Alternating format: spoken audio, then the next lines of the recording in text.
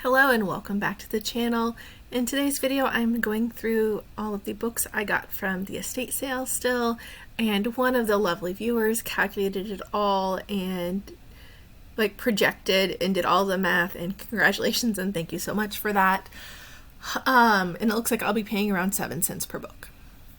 I meant to calculate it, but I am fairly certain I have already doubled my money from just the books I've listed.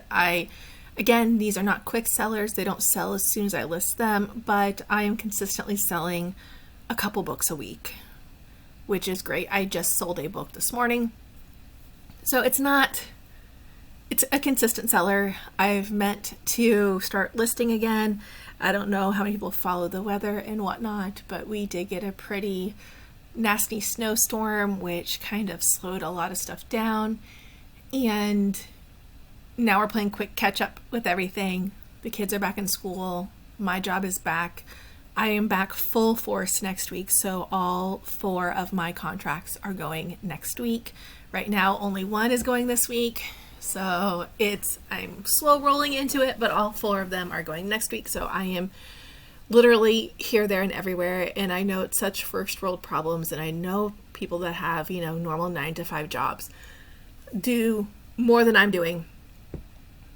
But I'm used to having pockets in the day to get stuff done, and starting next week I am in my car or at work from 7 in the morning until about 4 in the afternoon, and that includes pickups and drop-offs, and we've hit the busy season of after-school activities.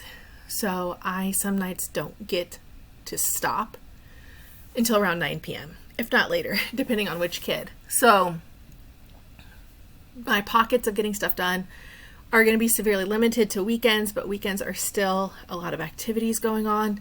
So I know, first world problems, way. My kids are in a lot of stuff. I have work and I have stuff to do. And right now the sickness has hit our house. So I'm just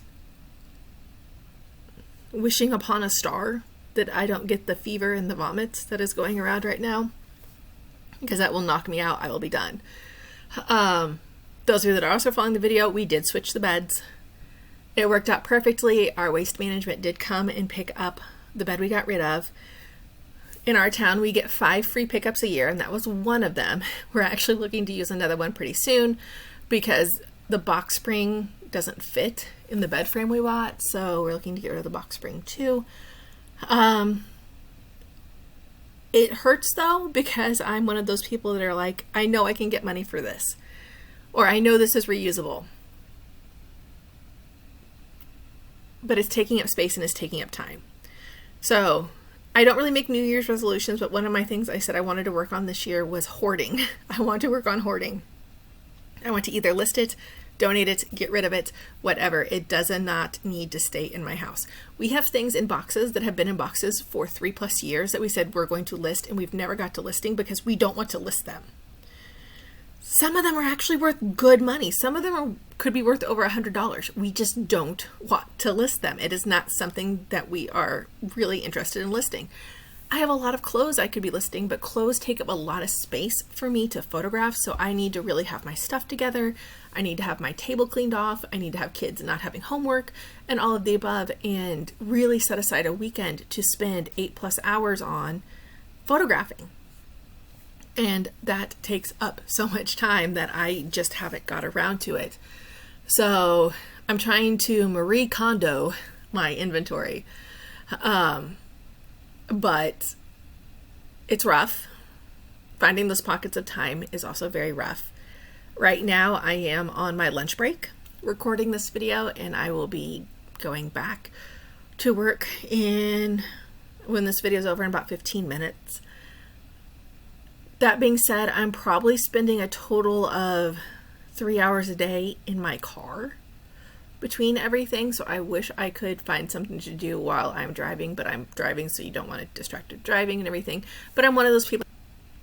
So I don't know, I'm just worried about everything. I don't want to, the economy freaks me out right now. The job market freaks me out right now. I want to keep what I have.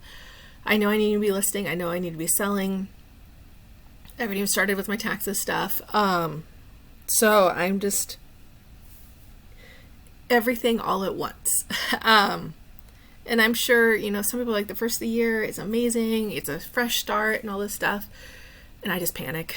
But I'm an anxious person anyway. I'm very much a planner. I want to look ahead, which unfortunately with my job, I'm contractual and my contracts are every, I want to say 4 to 6 months. So I have no permanency when it comes to my actual job. I know what I'm doing for the next 4 months, but then after that, they could choose to renew my contract or not renew my contract. If they don't renew my contract, I always have in the back of my head like backups that I could do. But it's still terrifying. The area that my job is in, the area that my husband's job is in, is not exactly stable at the moment. So we're trying to squirrel as much as we can, which means we need to list, which means we need to get out of our house. It needs to be gone. We have a couple hard deadlines coming in July for some other things that we need to meet. So I need to get to this. So yes, I don't do New Year's resolutions, but yes, I also have things I want to work on. And I don't want to be a hoarder. I don't want to keep something and go, man, I can totally use that, or this is totally usable, or I could sell that later on. We were trying to hold stuff back to have a rummage sale. We never had a rummage sale. The weather was a mess, or we had kids' activities every weekend. We still have that stuff, so we need to get rid of it because there's no guarantee we can have a rummage sale this summer. And honestly, I was looking at my summer schedule, and I think I'm home for the entire summer 3 weeks. Otherwise, I am not home. So it's not, we need to be realistic about it. So, and we do have some hard deadlines in July that are it's a full stop. There's no extending, there's no half-assing it. They are hard deadlines. I do work better with hard deadlines. Some people do work better with hard deadlines. If you give me a wishy-washy deadline, then it can take me longer to get something done, but I do have hard deadlines in July. And that's, fiscal year and everything. So as it is right now, I know one of my contracts I will not be renewed on next year. And I know this because I was hired as an emergency. I knew going in this was a temporary contract. I'm not, I was not expecting to keep that job forever. I'm honestly surprised they renewed me for after the new year, but they still needed somebody. But I was never under the illusion that this was going to be a long-term contract or a continuous renewal. That being said, I'm trying to put that money towards our debts, put it towards the new car we had to get. Update on the new car, we did get a Pacifica hybrid. It is gas and electric. It's between 32 and 35 miles I can get on electric. Full stop, in the winter it sucks. The heat really sucks the battery out of it, and if it's really, really cold, it has a trouble charging. This would be completely different if it was in a garage charging. Mine is not in a garage charging, so take that with a grain of salt. It has been so cold and the weather has been so crap, and because I charge outside, I have not charged my van in 2 weeks. Today was the first time I've charged it, and it's going pretty good because it's semi-warm today. When it's in the negatives outside, the battery just zaps so quickly.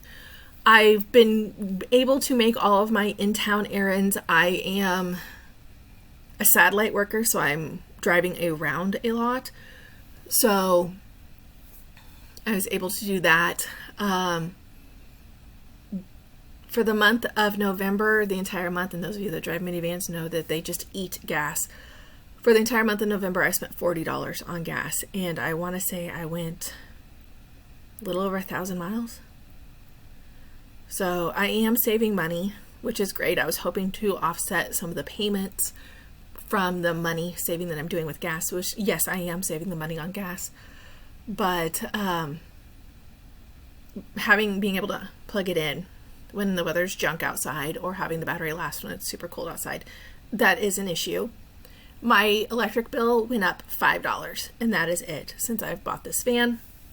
But it is a 120 volt. I could get a 240 volt, but then my electricity probably would go up. And I charge it in non-peak hours overnight. So those are several reasons I'm also saving money there. I'm still pleased with my purchase. I am pleased that, ironically, and this is going to sound so bougie, I am so happy that my van has a heated steering wheel. Like, you don't know full luxury until you have a heated steering wheel, because that is nice. But it was a big purchase, which gives me anxiety because we have now a car payment again, and we have not had a car payment in 5 years. So that can be difficult, and we're probably going to have another car payment soon because, again, I have a 13-year-old minivan that my husband's using that we're pretty sure the heat doesn't work and it keeps throwing an engine light. So we're probably going to have another thing. And we have a 15-year-old that's, you know, I know having a car is a luxury. Having his own car will be a luxury. But him being able to drive himself and possibly pick his sisters up for me could be such a relief that it could be worth it. He's not going to get a brand new car. It's not going to get the nicest car out there. I mean, he may get a 13-year-old minivan that doesn't have heat. We haven't decided yet. So thank you for watching. Thank you for listening to me ramble. I hope you have a more productive day than I do. And I hope you continue to watch my videos.